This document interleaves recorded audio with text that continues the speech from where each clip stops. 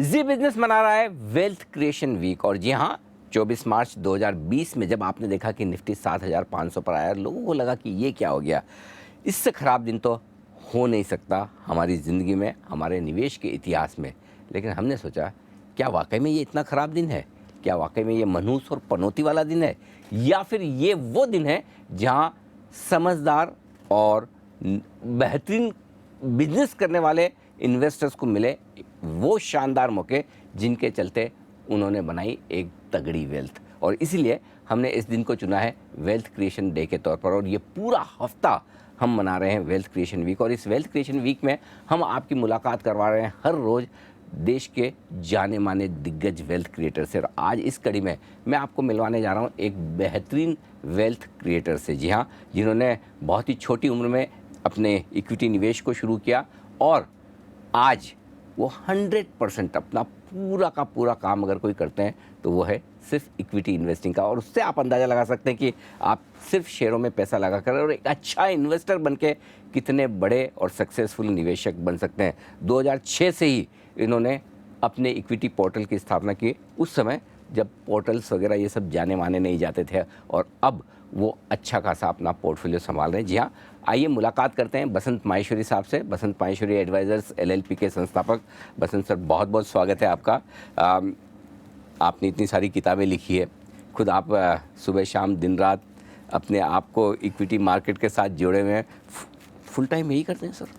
Full time नहीं भी करें तो दिमाग फुल टाइम यही रहता है, यही चलता है। कुछ भी आप देखते रहे ना, 10-15 मिनट बाद आपका दिमाग शेयर बाजार ले ही आता है। तो मन से हो या तन से हो, बाजार बाजार है। तो आमतौर पर लोग ये कहते हैं कि भाई सक्सेसफुल और लॉन्ग टर्म इन्वेस्टर होने के लिए ये ज़रूरी है कि आप पैसा लगाएं, डालें, भूल जाएं और हर वक्त हर मोमेंट बाजार के बारे में ना सोचें, शेयर को ना देखें। लेकिन आप तो कह रहे हैं कि आप ये हर वक्त यही करते हैं। उसमें दो चीज़ें मैं समझा आपकी बात। उसमें ये है कि आप शेयर को देखें हर मिनट, कोई प्रॉब्लम नहीं है, लेकिन हर मिनट सौदा ना करें। देखने में अब खराबी नहीं है। अब अगर मुझे इंटरेस्ट इक्विटी का है और इंडिया का बाजार बंद हो गया है, तो मैं ये देखूंगा कि डेनमार्क में एक कंपनी है एम्बेक्टा, जो इंसुलिन का इंजेक्शन की सुई बनाती है, 4 के PE पे मिलती है। अब मेरा इंटरेस्ट आता है कि मैं जाके एम्बेक्टा की बैलेंस शीट खोल के देखूं क्या हो रहा है।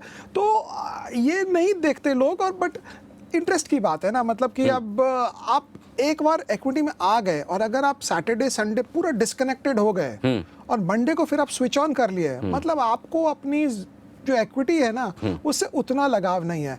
क्या सोमवार सुबह आपको ज्यादा मजा आता है कि शुक्रवार शाम को आपको ज्यादा मजा आता है? शेयर बाजार वाले जो है वो शुक्रवार शाम को थोड़े से उदास हो जाते हैं कि 2 दिन के लिए मेरा मार्केट बंद हो जाएगा। सोमवार सुबह फिर एनर्जाइज होते हैं वो। मुझे कई लोग बोलते हैं कि शनिवार रविवार भी मार्केट खुला रहे और आपका शो देखने को मिले, चैनल देखने को मिले, मार्केट रहता है, एक्शन बड़ा होता है। अब समझ में आया कि वो पैशन कहाँ से आता है। लेकिन आपको क्या लगता है एक सक्सेसफुल इन्वेस्टर बनने के लिए आप 9 से 3:30 बजे तक क्या करते हैं? उससे ज़्यादा कहीं ये इंपॉर्टेंट है कि 3:30 बजे के बाद क्या करते हैं?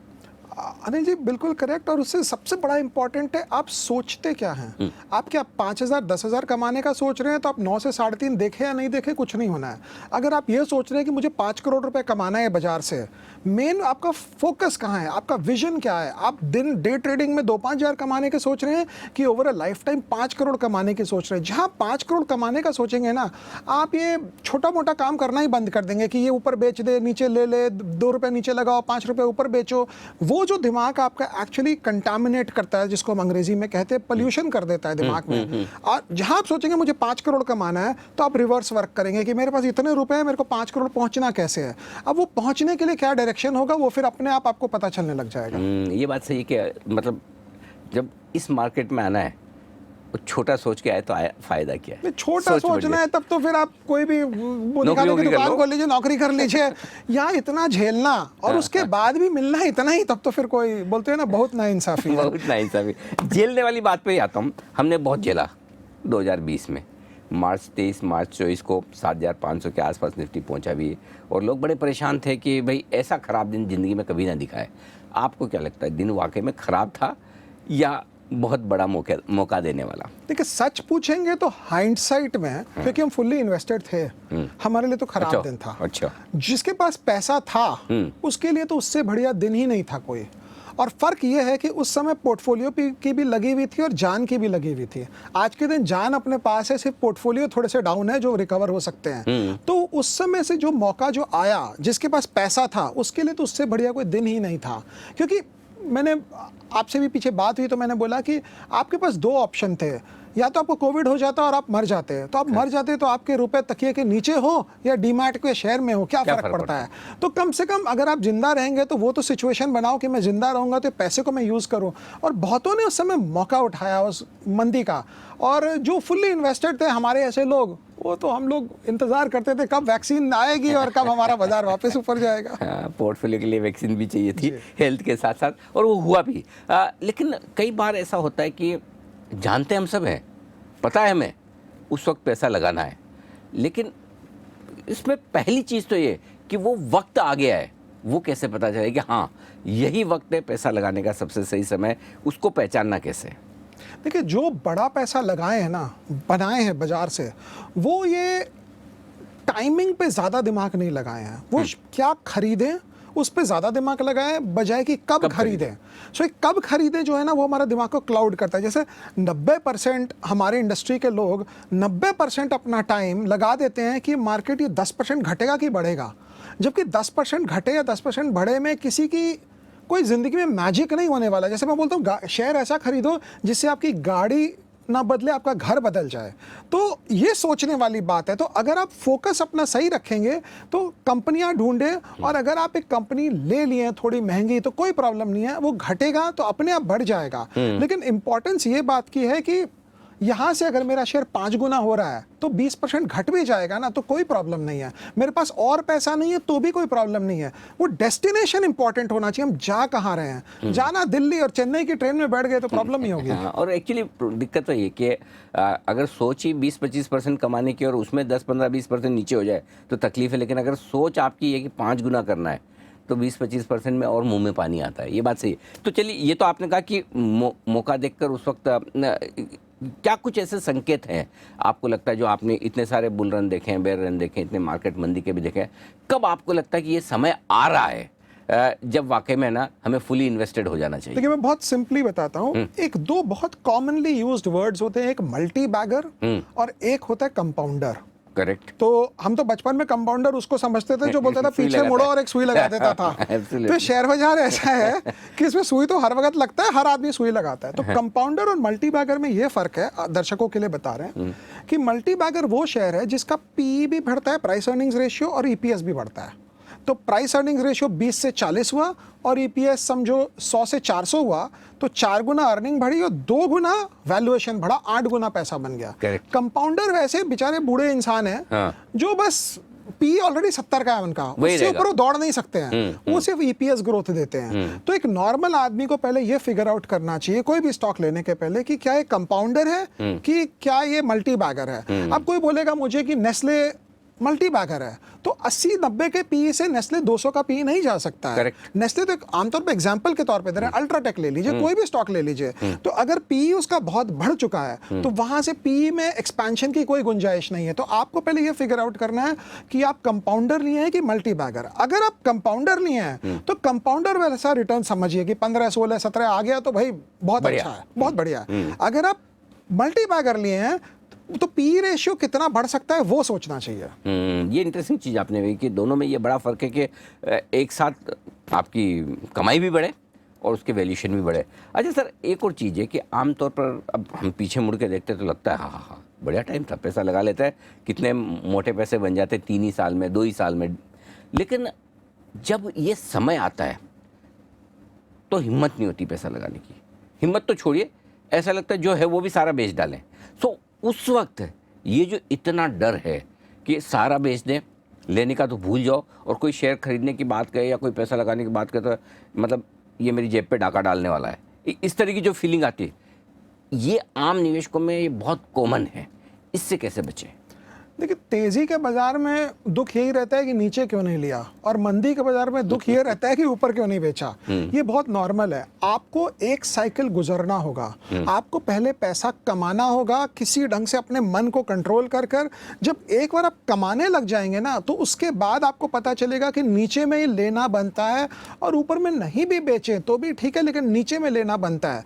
और आप जितना सुन लें, किताबें पढ़ लें, क्योंकि किताब अगर आप पढ़ेंगे ना अनिल जी, तो वो 2020 मार्च को ना 4 पन्नों में खत्म कर देगा। लेकिन जो 2020 मार्च शेयर बाजार में रहा है ना, उसको पता है वो 4 पन्ने नहीं थे, वो 40 साल जैसे 4 युग थे जो आप कह रहे हैं। मतलब रोज सुबह आना, देखना और रोज झेलना। लॉकडाउन लग गया। अच्छा, आप शेयर बाजार वाले उस दफे दुखी घर में बैठे हैं, और आपका पड़ोसी सड़क पे क्रिकेट खेल रहा है। 10 बजे आप बना रहे कि हमारा शेयर तू बढ़ जा भाई, और वो क्रिकेट खेल रहे टेनिस बॉल से। तो उस समय लगता था इसकी जिंदगी शायद हमारी जिंदगी से अच्छी है, लेकिन आज के दिन मुझे लगता है हमारी जिंदगी बहुत अच्छी है। ना बिल्कुल, इसमें कोई डाउट नहीं। और शायद वही एक बड़ी चीज़ है कि आप बने रहें, टिके रहें और इस डर से ऊपर आए। आमतौर पर जो 2020 के बाद एक नई हमारी कहनी चाहिए कि जनरेशन आई है पूरी स्टॉक मार्केट में। नंबर ऑफ डीमेट अकाउंट 2-3 गुना हो गए। ख़ास तौर से यंग पॉपुलेशन 20 से 30 साल के बच्चे मार्केट में तेज़ी से उतर रहे हैं, सोशल मीडिया पे बहुत कुछ ज्ञान लेते हैं। ये जनरेशन है जो अब आई, ये आम तौर पर, मैं सबकी तो नहीं कहूँगा, लेकिन ट्रेडिंग माइंडसेट वाली ज़्यादा है, जल्दी से पैसा कमाने वाली ज़्यादा है। इनको वेल्थ क्रिएशन कैसे बताई जाए, सिखाई जाए? सीधी बात है, आप शेयर बाजार में आए हो, आपकी सैलरी 2 लाख रुपया महीना है, तो आप क्या यहाँ से 20,000 50,000 महीना ही कमाना चाहते हो? क्या आप नहीं चाहते हो कि 2 लाख की सैलरी है आपकी और यहाँ से 5 करोड़ बन जाए? जिस दिन ये क्वेश्चन पूछेंगे ना अपने आप से, इनको अपने आप समझ में आ जाएगा क्या करना। बिकॉज 5 करोड़ बनाने के लिए शेयर बाजार में, डे ट्रेडिंग में आपको या तो पूरा जीरो होना होगा या हीरो होना होगा, वो कोई नहीं अफोर्ड कर सकता है। बड़ी जो पैसा बनाने की स्कीम होती है, आप वैष्णो देवी जरूर गए होंगे, मैं भी गया हूँ। जब आप स्टार्ट करते हैं और आप ऊपर की लाइटें देखते हैं ना, आपको लगता है अरे बाप रे कितनी चलनी है, 2 किलोमीटर 3 किलोमीटर 4 किलोमीटर, आप थकते जाते हैं, लेकिन आपको लगता है शायद आ गया। लास्ट में आप पूछते हैं और कितना दूर, और कितना दूर, और कितना दूर। तो ये 5 करोड़ की जो बनाने की जो लाइन है, मैं 5 करोड़ एक रैंडम फिगर बोल रहा हूँ, किसी के लिए 2 हो सकता है, किसी के लिए 10 हो सकता है। तो ये जो फिगर है ना, ये जब तक आप स्टार्ट नहीं करेंगे आपको समझ नहीं आएगा पहुंचना कहाँ है। तो ये देखना चाहिए। लॉन्ग टर्म वाली बात सही है, आप कह भी रहे हैं और वो ठीक भी है, लेकिन बड़ी चीज़ जो इसमें है माइंडसेट बदलने की। क्योंकि आमतौर पर जो यंग जनरेशन है उनको लगता है पहले थोड़ा पैसा ट्रेडिंग से बना लें, है ना, फिर जो बसंत जी कह रहे हैं वही करेंगे कि एक बार ट्रेडिंग से थोड़ा बन गया, कैपिटल बन गई, और उसके बाद हम इन्वेस्टमेंट करेंगे। ट्रेडिंग से अनिल जी, जो पहले जो आपके पास थोड़ा है ना, वो चला जाएगा, ये जरूर सोचें। आपको बहुत सिंपल फॉर्मेट है, P × 1 + R/100 to the power of n। बहुत सिंपल है। आप n नंबर ऑफ इयर्स है, R/100 रेट ऑफ रिटर्न है आपका, और P प्रिंसिपल अमाउंट है। आप प्रिंसिपल अमाउंट को माइनस रिटर्न से कर देंगे तो अपने आप ही जीरो हो जाएंगे आप। तो ये बहुत सिंपल है, लेकिन ये लोग करते नहीं है। क्योंकि देखिए, आज का 10,000 ना, शाम तक मुझे पता चलेगा 10,000 आया कि नहीं आया, और शाम को मेरा बाहर से ऑर्डर होगा स्विगी जोमेटो पे, क्योंकि आज तो 10,000 कमाया हमने। लेकिन ये जो 5 करोड़ का सपना है ना, ये थोड़ा लोगों के लिए लगता है यार होगा कि नहीं, और उसमें मुझे लगता है लोगों को लगता है कि ये सब होएगा नहीं, जो है अभी कर लो। और आज की इकोनॉमी भी वैसी है ना, खाओ पियो खत्म करो, बचाना क्यों है। तो आपके मन में कभी नहीं आया जब आपने करियर शुरू किया 20-25 साल पहले कि मैं भी ऐसे ही करूं, आज कमाया, खाओ पियो खर्च करो, मस्त रहो? वो क्या था जिससे आपने अपने आप को बदला है? जैसे मैं अंग्रेजी में बोलता हूं कि the money which you bring to the market, if it is the one you can afford to lose, you will lose it. आप वो पैसा अगर बाजार में डाल रहे 50,000 लगा यार, जाएगा तो कोई फर्क नहीं पड़ेगा, गारंटी वो चला जाएगा। आपको लगाना है और आपको बैक कैलकुलेट करना है कि हम कहां पहुंच रहे हैं। अब वो बैक कैलकुलेट 2 मिनट अगर आप देंगे तो मैं बताऊंगा। जैसे मेरे पास एक कंपनी जो जिसमें मेरा बेसिक कैपिटल बना, pantaloon retail, 80 crore market cap में कंपनी मिली, वो 7-8 के पी पे बिकती थी। तो एक दिन बैठे बैठे मुझे तो दिमाग ही नहीं लगाना था, 80 करोड़ मार्केट कैप में आपको पैंटालून के इतने स्टोर्स अगर मिल रही है तो आप क्या पी में ले रहे हैं और उसका ईपीएस ग्रोथ क्या हो रहा है। तो उस एंगल से मेरे दिमाग में ये होता था, अगर इसको पी 40 का मिल गया और ये 4 साल में ईपीएस डबल करके वहां तक पहुंच गई तो क्या भाव होगा। तो आपको एक कंपनी लेकर किसी का, मतलब कंपनी आप समझिए, आपको एक नदी क्रॉस करनी है और कंपनी जो है ना वो आपका नाव और वो माझी है जो आपको क्रॉस कराएगा, आप तैर के नहीं क्रॉस कर सकते हैं। तो आपको उस एंगल से देखना चाहिए कि यहाँ 4, 5, 6 नाव है, कौन सी वाली अच्छी है, कौन सी बढ़िया है, कौन सी मजबूत है जो मुझे क्रॉस करा देगी वो पूरी गंगा की नदी। तो उस एंगल से आपको देखना चाहिए। लेकिन आमतौर पर रिटेल इन्वेस्टर्स में उतनी समझ होती नहीं कि ये मतलब पहले तो उसको यही नहीं पता कि नाव से जाना है कि तैर के जाना है। चलो मान लिया वो समझ भी जाए कि मुझे नाव की ज़रूरत है, लेकिन कौन सी नाव, वो उसके लिए बस की बात ही नहीं कि पता लगाना कि यही मल्टी बैगर बन सकता। वही देखिए अगर आप टाटा स्टील की नाव में बैठेंगे तो 10 साल आपकी नाव इधर ही घूमती रह सकती है क्योंकि वो है सिक्लिकल। अगर आप बैठेंगे कोई बैंक की नाव में, कोटक बैंक की, बहुत बड़ा जहाज, वो स्टार्ट होने में ही टाइम ले लेगा। आपको चाहिए स्पीड बोट, मोटर बोट, छोटी वाली, जो नहीं आई है, जो आवाज करती है लेकिन स्पीड से चलती है। स्पीड क्या है? ग्रोथ है। तो आपको ग्रोथ स्टॉक्स लेना है, ऐसा ग्रोथ स्टॉक लेना है जो चल पड़े। मैं बहुत सिंपली बता रहा हूँ कि कैटेगरीज हैं। अगर मैं वेदांता लेकर बैठ गया कि यार इसमें मेरा हो जाएगा उद्धार, हो सकता है उद्धार, बट प्रोबेबिलिटी कम है क्योंकि है वो सिक्लिकल। रिकमेंडेशन कुछ नहीं है, बट समझाने के तौर पर बोल रहे हैं। आपको छोटी मोटर बोट चाहिए जो स्पीड से क्रॉस करे। स्पीड मींस ग्रोथ, तो ग्रोथ में पैसा बनता है। अगर ग्रोथ नहीं है तो पैसा नहीं बनेगा। आप अपने करियर में ग्रोथ स्टॉक्स या मल्टी बैगर स्टॉक्स आपने ढेर सारे ढूंढे, कैसे पकड़ते थे?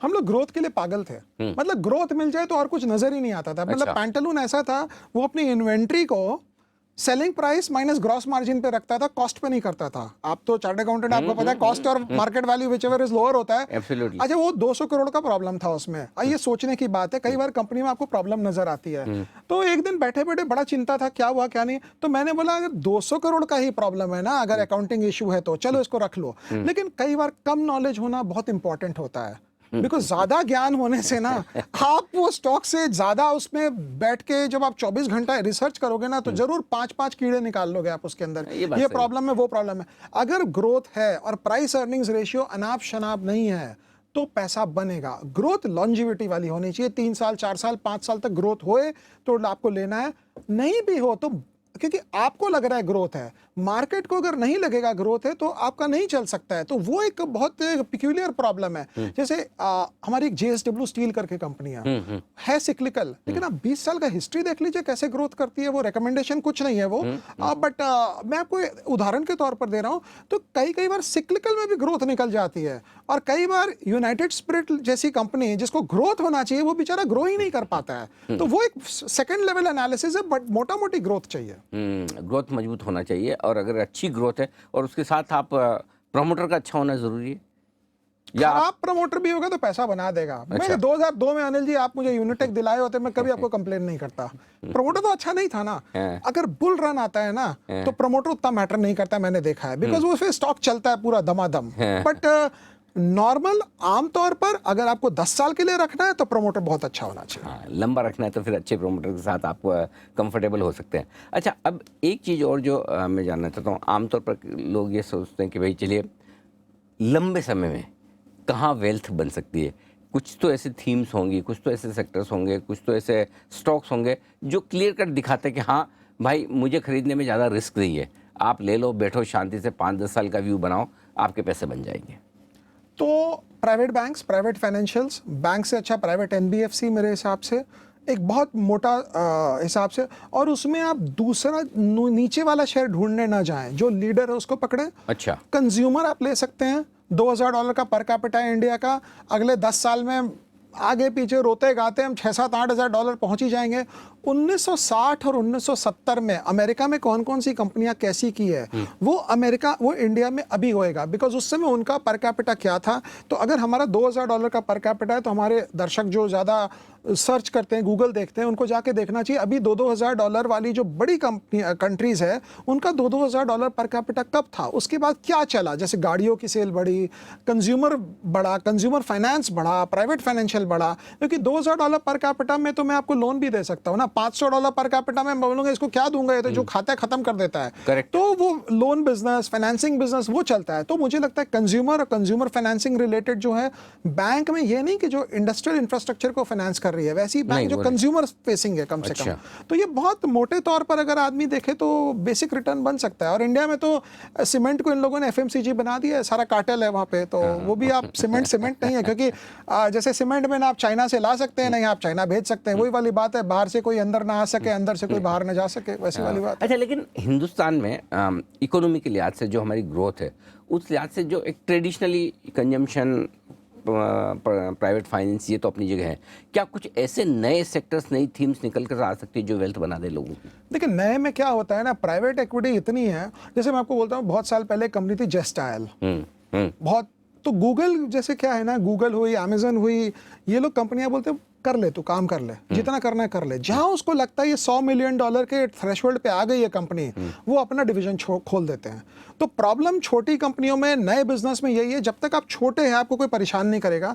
जहां उसको लगेगा दूसरे बड़े वाले को कि यार ये छोटा भी है लेकिन इससे काम हो सकता है, तो सारा अपना एनर्जी उस पर डायरेक्ट कर देगा।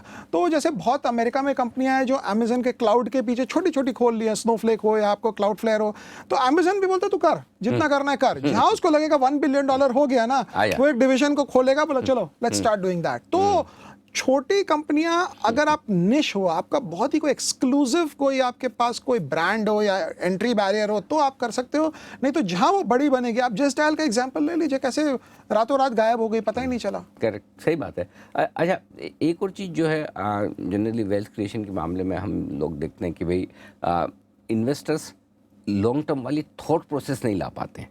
जानते सब हैं कि हमें पैसा 3 साल, 5 साल, 10 साल के लिए लगाना है, तो ये थॉट प्रोसेस लाने के लिए क्या करना चाहिए?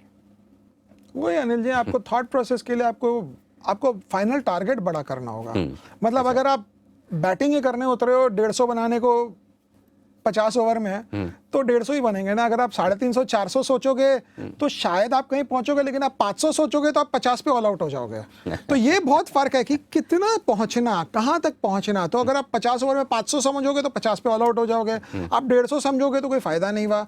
250, 300 पिच को देखकर, एनवायरमेंट पिच हो गई, आपकी विकेट हो गई, आपके सारे स्टॉक्स हो गए, एनवायरमेंट बॉल घूम रही है कि नहीं घूम रही है। मैं क्रिकेटिंग एनालॉजी से बता रहा हूँ कि आपको सब कुछ देखते हुए, जैसे ये मौका, ये जो माहौल है अभी, हाई इंटरेस्ट रेट एनवायरमेंट है, यहाँ तो आपको विकेट बचाने हैं। पहले 10 ओवर में सिर्फ 20 रन बना लीजिए बिना लॉस के, तो भी आप जीत गए, बिकॉज आपने विकेट बचा लिए। तो हर एक सिनारियो के हिसाब से बिल्ड होना पड़ेगा। और एक आम धारणा हमारे हिंदुस्तान में लोगों की कि भाई देखो, पैसा तो है ना, आज तक प्रॉपर्टी में ही बना है और गोल्ड में ही बना है। ठीक है, थोड़ी सॉफ्ट सेफ्टी वेफ्टी चाहिए तो हम FD में, बैंक में डाल देते हैं, बट जो पैसा गोल्ड में बना है और जो प्रॉपर्टी में बना है, वो तो कहीं बना ही नहीं। उस पर क्या कहेंगे आप?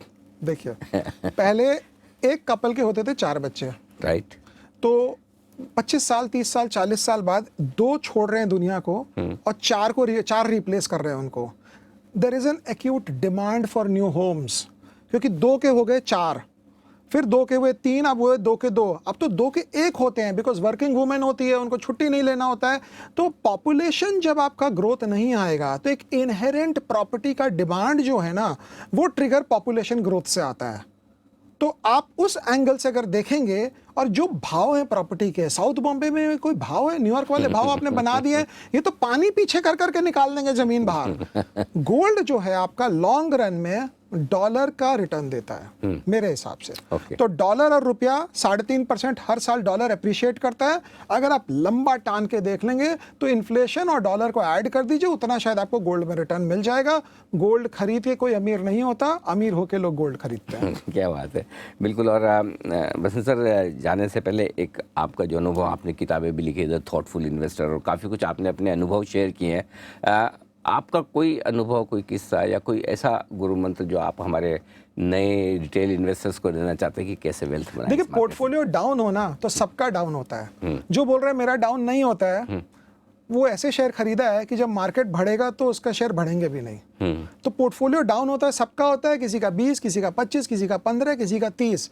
जब रिकवरी होगी तो यही शेयर वापस बढ़ेंगे। और अगर आपको ये लग रहा है कि मेरे पास ऐसे शेयर होने चाहिए तो जो गिरे ही नहीं, तो याद रखिएगा बढ़ते टाइम वो बढ़ेंगे भी नहीं। क्या बात है। तो बिल्कुल, अगर बाजार में गिरावट आए, स्टॉक्स नीचे हो, पोर्टफोलियो कमज़ोर हो, डरने घबराने की ज़रूरत नहीं। कुछ बहुत ही बेहतरीन प्रैक्टिकल रियल लाइफ आपको अनुभवों के साथ बसंत सर ने बताया कि किस तरह से बाजार में लंबा टारगेट रखकर, टारगेट लंबा मतलब समय का नहीं, अमाउंट का, उसका रखें और उसको पाने की कोशिश करें, तभी बड़ी वेल्थ आपकी बनेगी। सर बहुत बहुत शुक्रिया आपका। आज के इस खास शो में इतना ही, मुझे दीजिए इजाजत, नमस्कार।